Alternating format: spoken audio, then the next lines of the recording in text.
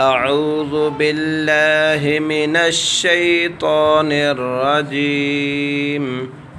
بسم الله الرحمن الرحيم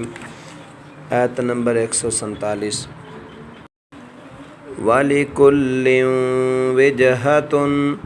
هُوَ مُوَلِّيهَا فَاسْتَبِقُوا الْخَيْرَاتِ أَيْنَمَا تَكُونُوا يَأْتِ بِكُمُ اللَّهُ جَمِيعًا أَيْنَمَا تَكُونُوا يَأْتِ بِكُمُ اللَّهُ جَمِيعًا إِنَّ اللَّهَ عَلَى كُلِّ شَيْءٍ قَدِيرٌ إِنَّ اللَّهَ على كل شيء قدير ولكل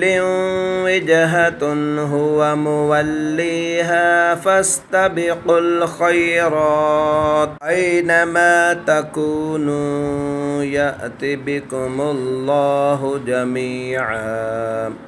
إن الله على كل شيء قدير